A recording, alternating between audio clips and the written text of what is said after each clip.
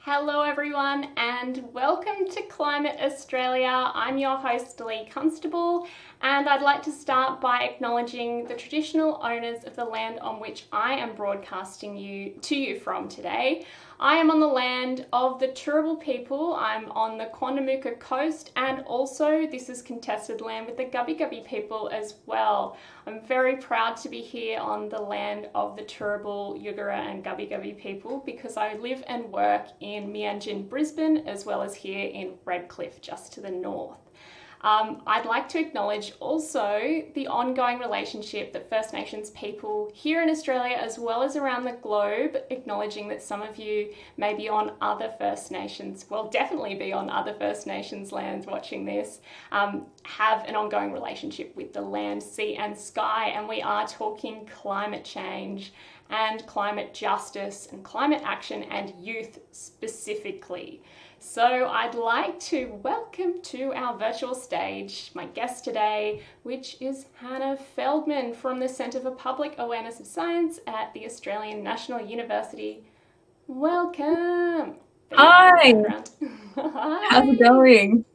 Great. I'm so excited to have you here and have a chat about school strike and your PhD project. So why don't we start with how did you decide to do this PhD project and what is your kind of research topic in a nutshell for someone who's never heard about it?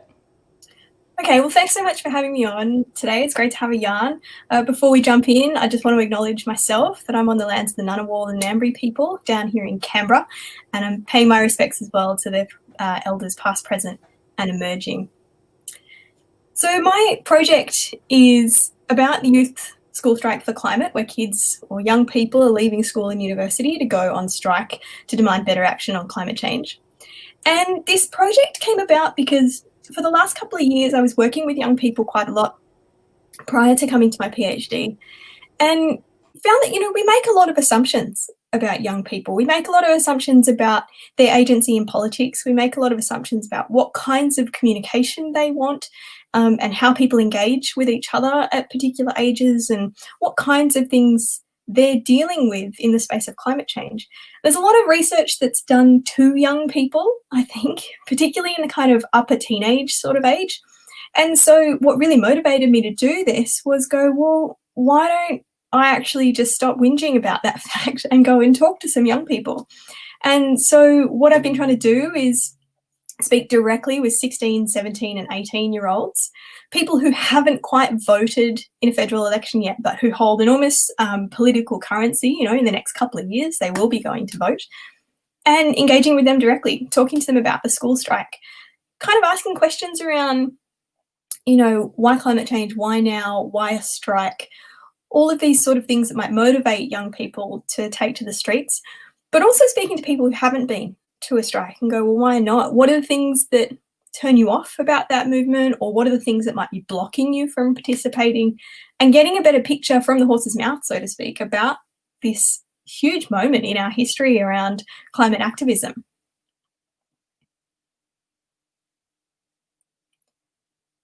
I think that the reason that I wanted to have you on today too is because we do make all these assumptions about youth being kind of lazy and not being engaged enough and things like that. But then on the other hand, there are other assumptions now emerging because, Greta Thunberg is the biggest example of youth being the opposite of lazy and actually getting out there and hitting the pavement and actually doing all these things as activists.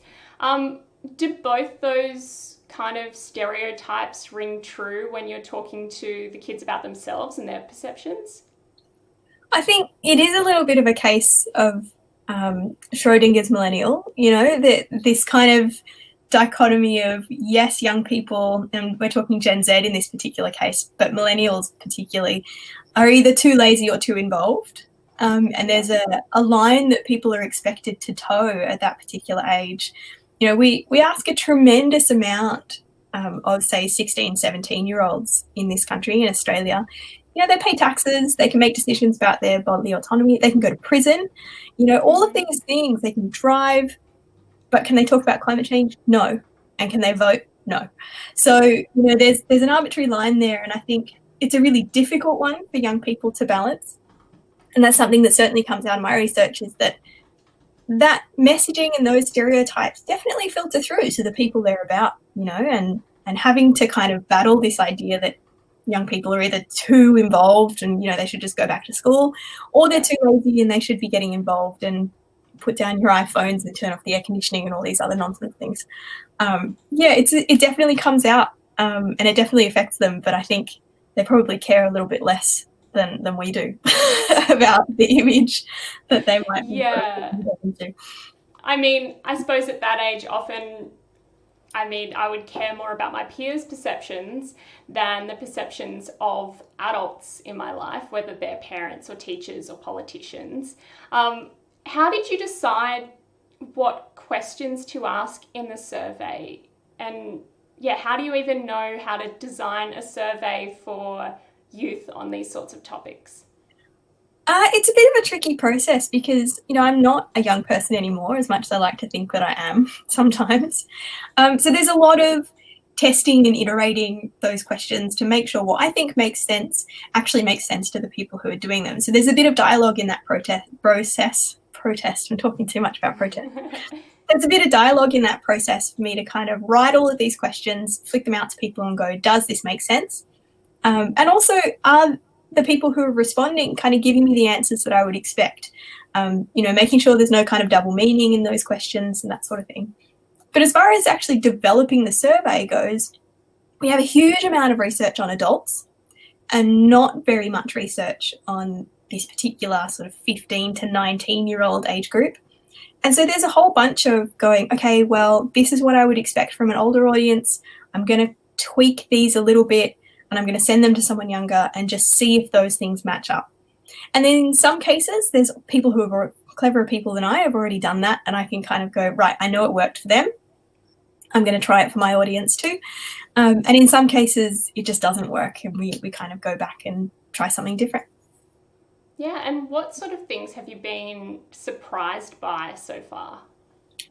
I think the biggest thing that has surprised me so far is that even through all of my soapboxing about not underestimating this group of young people, I have just been blown away by the kinds of responses that I've got, in that, when you're an academic, I think you have these moments where you're like, am I the only one thinking deeply about this? Am I the only one who is here and mulling over all of this in such a deep way? Absolutely not. Mm-hmm. The kinds of responses that I've gotten have been so articulate and so considered and so engaging and compelling that I think it revealed even more of my own bias that I just didn't kind of expect. I should have, really, because I've been saying we underestimate this group of people, here, there, and everywhere. But when the wheels hit the road, I was just blown away by the sincerity of the kind of responses that I've been getting, which is awesome. So are we talking about the sincerity about their concern about climate change, or just how critically they'd been thinking about the politics of it, or what sort of things? More the kind of politics side, I would think. This age group, this is a group of people who for 12 years, if they're in year 12 years, they've been told that climate change is bad and that it's here. It doesn't really come up for me in my focus groups and interviews and surveys that there's much doubt among this group of people that climate change is a thing and it's bad and we should be doing something about it. And so that hasn't been particularly surprising. That's been quite consistent.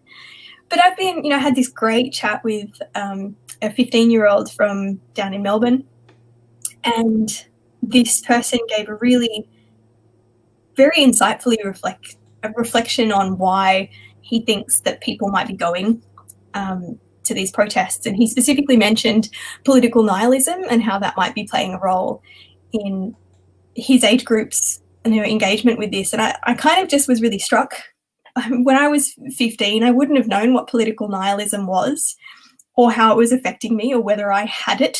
This kind of terminology that really does show a really deep engagement with kind of philosophical nature of politics and a really deep reflection on how and why and when people are engaging and how they're enabled to engage And so that kind of thing, that sort of deeper understanding of how politics really does work, not just in a I'd go and I tick the box sort of sense.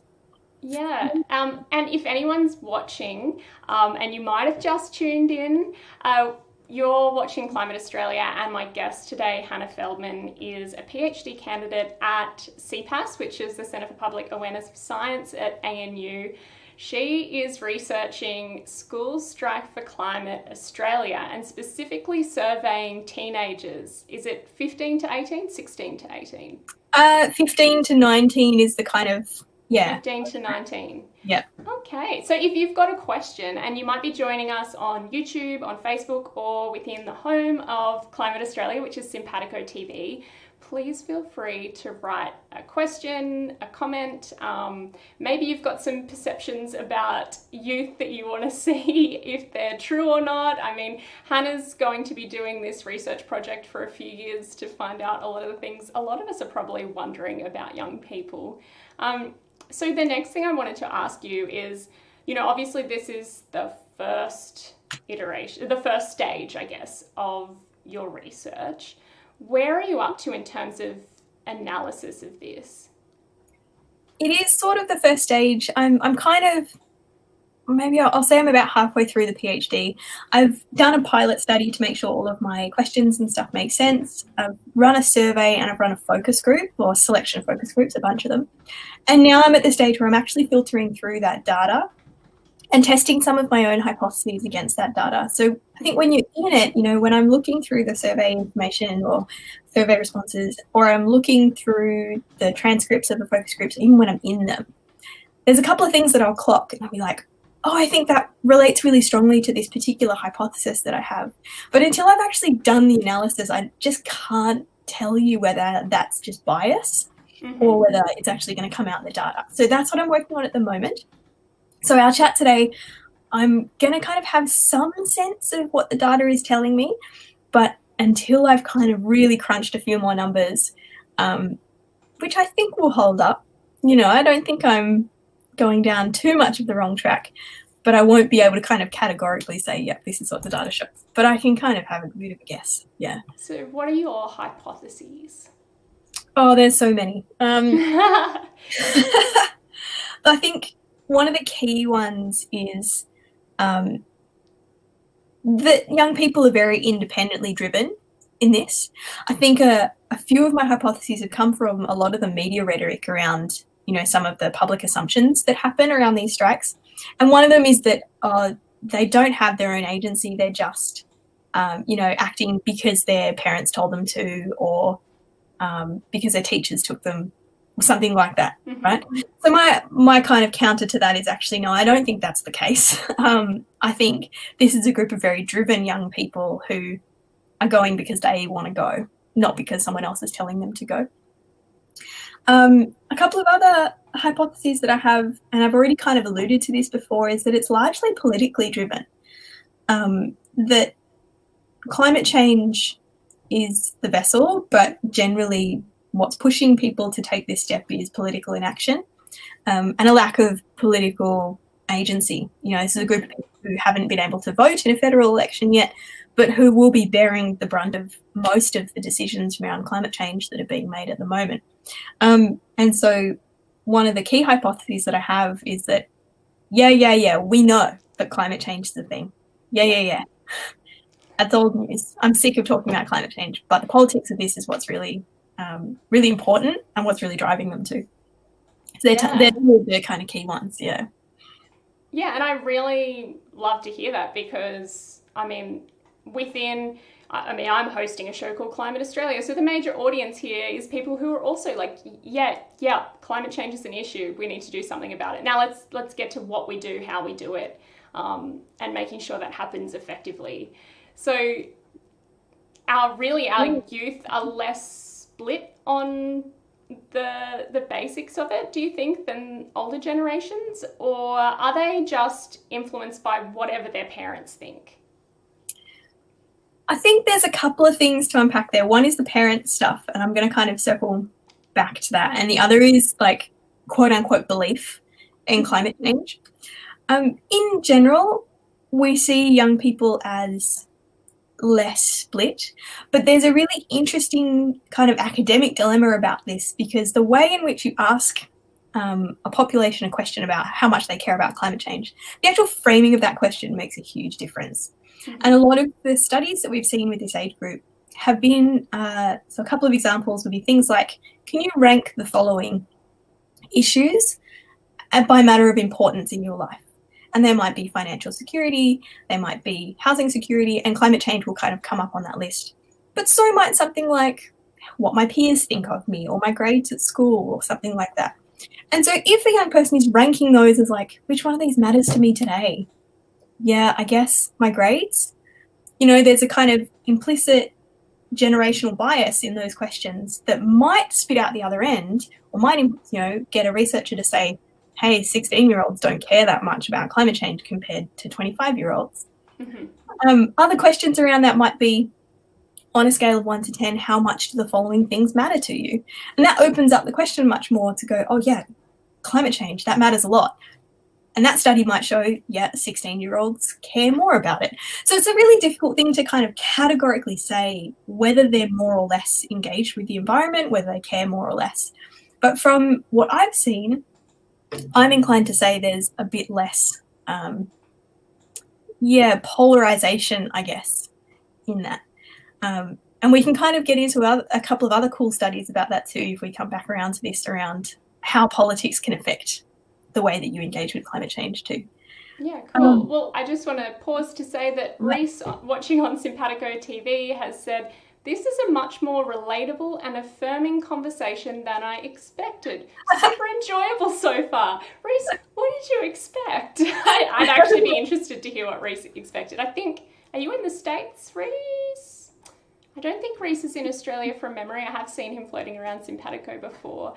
Cool. But yeah, let us know what you were expecting, Reese. I'd be interested to know. I don't know which one of us that says more about as far as yeah, like, usually I'm not very affirming.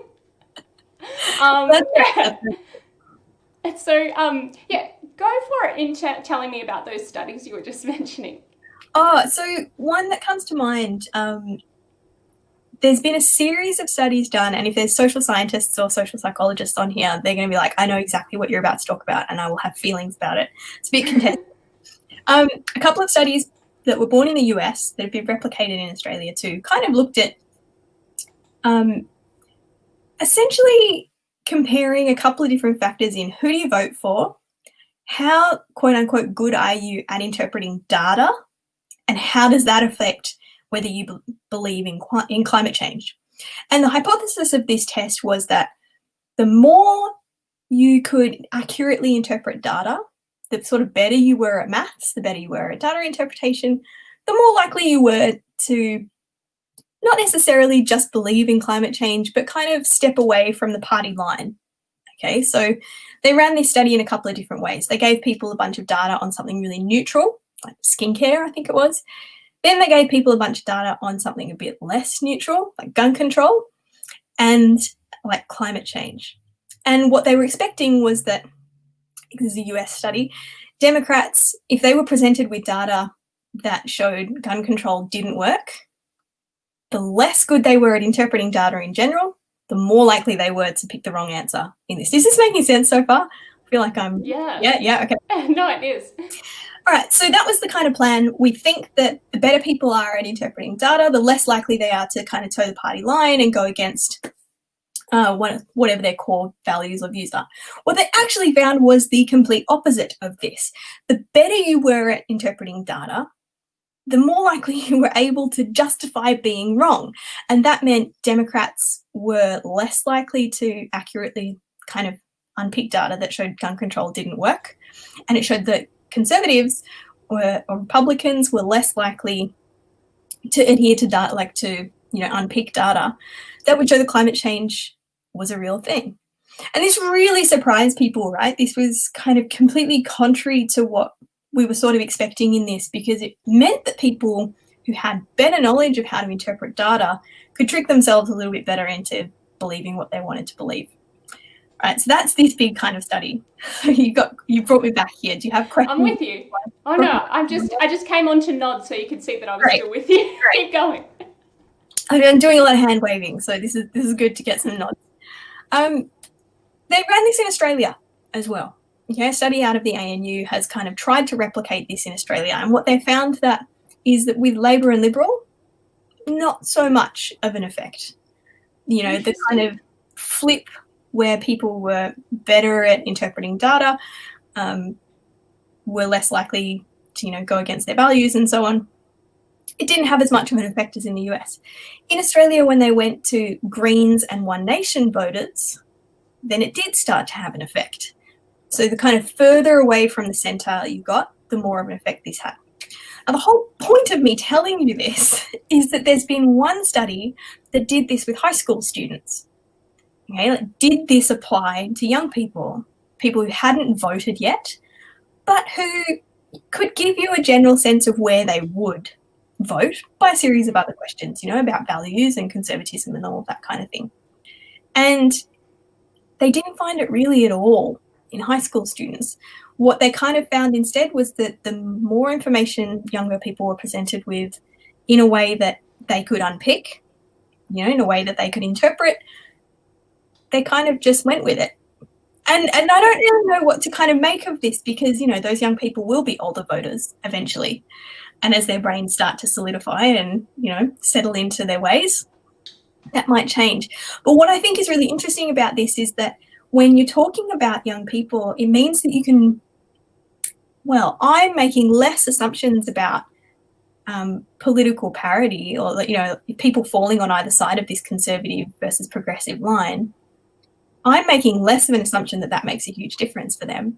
And we're still seeing a whole bunch of people come out in favour of these strikes and so on. So there's a couple of different factors there. You mentioned parents earlier. We know that parental political preferences, so much alliteration there, parental preferences, we know that makes a huge difference to young people's political preferences. We're always influenced by our parents if we have a close relationship with them, and politics is no different. Mm-hmm. But this set of studies around interpretation of data and political affiliation and all that kind of stuff, it starts to break down a little bit when we go to a younger audience. And I think that's really interesting because it just starts to challenge us a little bit more to go, hang on, they're not adults, they're not kids. This is a distinct group of people that we really need to be talking to because they have a different story to tell. Yeah, absolutely. That's so interesting. I'd heard the first bit before, but not about the way it related to Australia and then youth. So that is super interesting. And I suppose that's also stuff that helped you decide what you were going to ask in your survey, but also helped you decide that you were going to target youth that had not voted yet as well.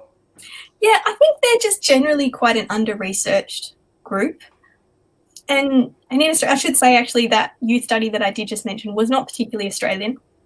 So I can't kind of put that straight on Australian young people, but they are a bit of an under-researched group. And I think that's because they occupy this weird grey area between kid and adult, and we have a hard time putting them into a particular box as far as how these young people are going to act. Because particularly in Australia, once you hit 18, you're kind of a fully fledged adult. But from psychology research and neuroscience, we kind of know that their brains don't settle until much closer to something like 25. So are they young people? Are they adults? They just kind of occupy this weird space. And they're not often targeted for this kind of research. So that was one of the key drivers for me too. I was like, well, there's a niche that I can kind of pick on.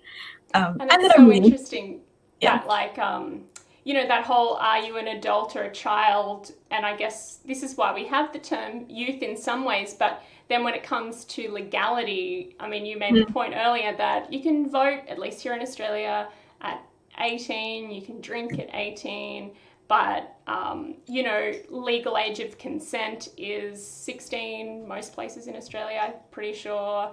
And then you've got other factors like the fact that before you are legal age to vote, you still have political views and political decision making still impacts you now and into the future. And it's really, it's a tough time. I remember being a teenager. It's like, you want me to be responsible, but you won't let me just decide this and that for Yeah. myself. It's like a common discussion lots of people have with their teenagers. Yeah, absolutely.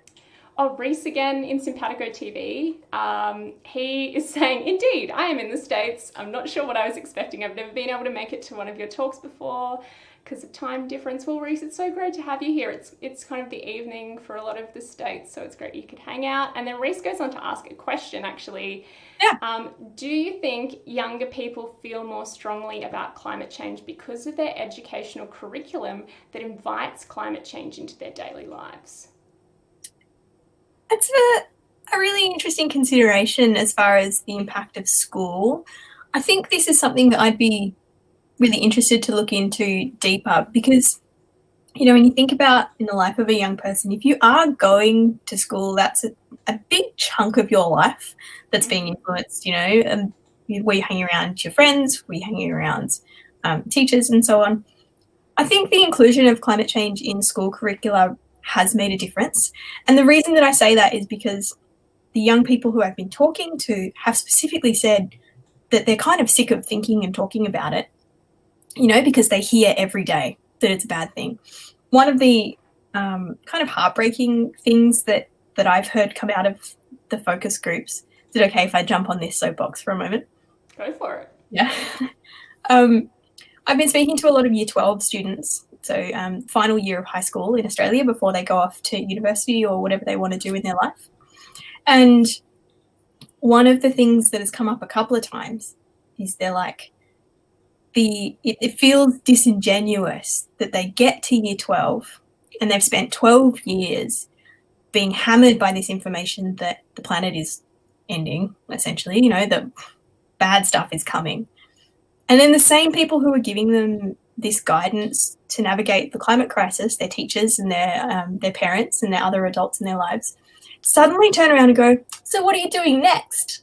What are you going to do with your life? You know, what do you want to be when you grow up? Yeah, wow. And it's this really strong conflict for them because it's the same adults, the same people that they trust in their lives who have been pretty doom and gloom about the climate crisis and then somehow just switch that off and go, oh no, but you know, you can do anything and you've got the world at your feet and you're a young person. And that plays a really big role. And I think a lot of that would come from curriculum, particularly in Australia. They talk about climate quite a bit. But it would more generally just come from the adults in their life that they've been kind of navigating this with through data or just through emotions and values. You know, we know that climate change is not about data for people. To then have the same people turn around and imply that it's all going to be fine is a really tough thing to kind of navigate for a young person. So, yeah, I'm not sure if that answered the question, but it kind of gets to that, influence of school and that culture. Yeah, I guess the hypocrisy of adults is something that a lot of us go through a realization about in different ways, but when it's applied to something like this that's so like existential, then it's kind of, even more probably frustrating and infuriating. I just wanted to know, as far as what's happening next with your research, will you be potentially doing some more surveys, given that I'm thinking about grade 12 that people experienced in 2020, and the fact that we started with the horrendous, what are now being called the Black Summer bushfires, then went into pandemic, and that all happened, and so many different school students, especially those in Victoria, experienced such a disrupted last year of high school, and a lot of adults I've heard just being like, oh, like poor them, they couldn't do their formal, or like, oh, poor them, they couldn't do schoolies. And some of those youth are upset about those things. Others are just more upset about the bigger picture and actually don't care about those things as much as maybe other generations have in the past. Like, is that something that you're thinking about when you think about what's next year and the year after in your research? Yeah, I mean, I think this is something that more or less every academic doing human research is going to encounter, that data collected this year will be different. You know, it's going to be really difficult to compare results from this year to any other year there might be parallels that we can draw. There might be research that was done in other years where Australia faced really big climate crises, and that might be affecting people. But, I've kind of spread out this data collection. This is a whole nother conversation about why it took so long, but spread out this data collection over the year, more or less. And all I can do is kind of speculate around, well, does the pre-pandemic post-bushfire cohort have a really different set of responses to the post-pandemic post-bushfire respondents and so on? And so that'll be just something that I start to unpick. Yeah. Sorry? And did it change anything, or were they all just like, no, I felt the same way before as I do now? It's just other people that are changing the way they think in other generations. Yeah, and, until we get a bit of perspective on this still very current, very real year that was, we might not know that for a little bit longer. But my research in the next few years, I was going to this year, I had grand plans about doing in-school research. And, that went down the tubes pretty quickly and effectively. I'm hoping that I can look at what I've got, which, it could be more, can always be more data, but I'll look at what I've got and I'll start to unpick who this can be really useful to. There's some really awesome projects that are going on around the country at the moment, but around the world, in trying to find ways to better include young people in the dialogue around what do we do about climate change. And there's been some initiatives out of the Australian government around how to just generally better engage teenagers in political processes and stuff, which has been really heartening. And I was, really stoked to see something like that come out. And so the next step for me will just be picking apart what I've got, figuring out what it says, what story does this tell, what story do these young people want me to tell, and who are going to be the best people to tell it to. Yeah, and I think that's the other aspect, I suppose, is you're not just like as a plant researcher researching something that isn't asking you to go out and advocate and tell this story on their behalf, but that's an extra layer to this sort of research, or research of any, whether they're minoritized or marginalized community. And in the terms of politics, you could look at youth as marginalized because they're not actually taken into account in a lot of ways. The question also that springs to mind is, did you find any potential for other ways to go into schools, given that so many have become so used to, or at least have some experience of, even if it was only for a month, virtual classroom? Does that open up possibilities for reaching regional and remote students? I hope so. The optimist in me says yes, I really hope so. One of the key challenges that I had coming into this data collection was that a lot of studies we see on high school students have taken place in private schools, private and independent schools. And that begets a particular, not always, but often that kind of funnels the data into a particular set of demographics. Mm-hmm. And it's really difficult to say that this is representative of other groups of people when you're kind of just focusing, I guess, on a particular kind of schooling. Yeah. And so bright-eyed and bushy-tailed new student that I was like, well, I would really like to go into public schools. And this opened an entire can of worms for me around really just how difficult it is to access public schooling. And rightly so, there are a lot of protections on young people at school and of teachers as well. And this is absolutely really important that they are not consistently bombarded by requests to do research, because, teachers are horrifically overworked and underpaid. Yeah. They've already got too much on their plate. They have a really tight curriculum. For me to come in and go, hey, can I steal an hour of your class time, can potentially have in grade 11 and 12. Yeah, absolutely, particularly for upper high school, when they have really strict outcomes that they're trying to meet. In saying all of that, I had a few teachers who I had spoken to before going through these processes who were really keen. What I was going to try and offer was, I'd be giving students a survey and then I'd just be around for a yarn. I'm a person who's changed their mind 1,000 times about what I wanted to do with my life and when I grow up. I'm still trying to figure out what I want to do when I grow up. And I think it's really cool to talk to someone who's done that. I think a lot of the stories that young people hear about university life and stuff is that when I was young, I knew I wanted to be a vet, and then I went to high school and I did this, and then I became a vet. And that's not really my experience. So I was really excited to have a bit of a chat with people about, my pathways and so on, and there were teachers who were on board. But the thing that really got in the way of that was various institution level protections. And before the pandemic, I'd been talking to New South Wales Education Department, Victoria, West Australia and the ACT, and hadn't found a really beneficial way for them to let me through and actually access people. And so I think it's an interesting thing to consider for researchers, that it sometimes doesn't matter how keen the individuals are, that you might have connections with teachers or whoever. It kind of doesn't matter how keen they would be to have you at the school if you can't effectively work with the bureaucracy of all of these things. And like I said, these protections are in place for a reason. And I'm not opposing those reasons, but it makes it tricky.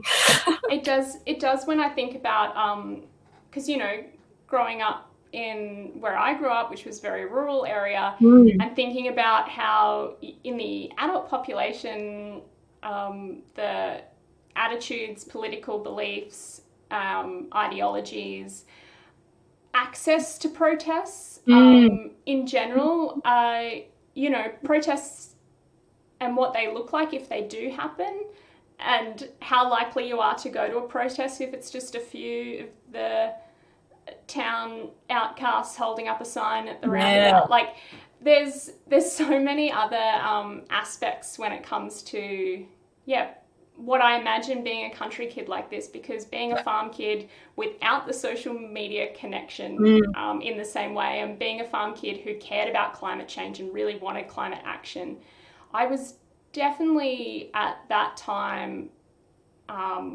in the minority, and I don't even know if I had a positive view of protest or really a concept of what that would be like or why I would do it. And that's as a country kid who cares and was very passionate about the environment. It wasn't until I moved to the city and became a student, and the first protest I went to, I felt very awkward, and now I'm like, I'm going to get out there in my Captain Planet outfit and hold up a sign, like, it's really interesting. And definitely if you have contrasting views to the adults in your community, and everyone knows everyone, it's a very different vibe. And absolutely, I had one focus group that I was running. It was a really cool mix of regional and urban students. And there were a couple from Hobart in there who were really blasé about protests. Now, environmental protests in Hobart, they happen every other weekend. But this was, an opportunity for them to kind of be a bit more centrally involved. And that was what the School Strike for Climate presented for them, was like a bit more of a core role in this kind of landscape that they were already somewhat sort of familiar with. In the same group, I had a regional student who explicitly asked me not to say where they were from. And that was for exactly the same kind of reasons that, you and I have talked about and you mentioned there as well. They said, the moment that my town is printed against my name, they use pseudonyms, no one is identified in my research. But the student said, the moment that you print my town, they're going to know it's me. And I don't want to face consequences from people for talking about this. And that's a really real thing that we need to consider for young people in climate change, is that, going back to it's not all just numbers and data. This is a hugely cultural issue. And there are groups of people who are more or less enabled than others to actually do something about it. And, when we're sitting here in our cities and talking the talk, these kind of experiences of rural students, of rural people, need to play a really central role, because everyone is, as far as the Australian school strike movement, everyone is not in the same boat with this or with climate change generally. And I think attitudes and actions don't always line up for various different reasons and different pressures. And definitely, teenagers are more at the whim of adult attitudes in their lives, whether they're positive or negative, forcing them to do good things that they might agree with, or things that they might not agree with but later might or might not. There's so many different aspects to this. And I think that's funny you mentioned that, because like so much of the media around the school strikes has been, oh, they're just going to get a day off school. I'm like, have you ever met a young person? Like, if they don't want to go to school, they're not going, you know, like. And if they weren't going to go to school and use the strike as an excuse, they wouldn't go to school and wouldn't potentially go to the strike. Exactly. I don't know. And so some of these, like, implications that, oh, it's for these nefarious reasons, or their parents are just asking them to do it, or like, ask a teenager to do something for you, and if they don't want to, you know, it's going to be an uphill battle for you and that young person. And I think on some level everybody knows that. Hugely independent age group, you know, like you were saying before about independence and those kind of navigating those weird grey areas of what I can and can't do as a young person. It strikes me as funny when people are like, oh, they're just going to get a day of school. Oh, their parents just told them to do it. Well, you haven't interacted with a 15-year-old in a long time. Yeah, totally. Well, we've got, 5 minutes until we're going to wrap up, but I just wanted to throw it out to everyone again. If you have any questions for Hannah, who is researching School Strike for Climate Australia and teenagers' perspectives on that, to put it in a nutshell, Caitlin, who is on Facebook, is saying, if bureaucracies of student protection prohibit you from physically going to deliver surveys and speaking to students in person in schools, would a virtual visit be any easier? I'm thinking of efforts like Skype a Scientist and how teachers make those sorts of experiences happen for their students. Thoughts on that? I suppose it's something you've considered, but it's also kind of difficult too, because if you are delivering a survey but you're also presenting yourself as, hey, I'm Hannah and I'm this and that, they might write things just to because they like you or don't like you. And I think you might agree with something or not agree with something that they're saying. The key is to not be likable for the first 15 minutes when they're doing it. Sit shadily in a corner and not talking on. And also, what about virtual survey? Does it need to be an in-person, handed to them, right with a pen and paper survey, or can it be an online survey? It can be online. So this is a really crucial point that Caitlin brings up around various ways that you can get to school. And the sticking point for me has been that it's collecting data. So programs like CSIRO Scientists in Schools and so on, while they might collect feedback, the kind of purpose for that data is slightly different to me using students as participants in a broader survey. And that's the sticking point, to be honest. So whether it's virtual or in person or not is kind of a secondary issue. And so the kind of top level is, why do you want to access these students? What do you want to use what they've said for? Will it be published? Will it be presented at conferences? All of that kind of stuff. And that's the sticking point, is that it comes from an academic place rather than a kind of service provider, I guess, or a program provider. Yeah. But you're right, it doesn't have to be online. I did end up just doing a bit of a free-for-all. It's on the internet for people to, it's closed now, but that was how I kind of collected survey responses. And that was tricky. It was really tricky, but we can talk about that another time. Yeah. Well, there's so much to consider, and I love having these discussions, not just about the results of people's research, but about the process, because if we don't really talk about the process, then we don't get to know what the limitations are or could be, and what the potential is, and what the thinking behind these things are. So thanks so much for letting me have this chat with you and letting everyone, lurk live. Thanks so much for having me. It's been really great to have a chat about it. Yeah. And if people want to find out more about your research, where can they find out more?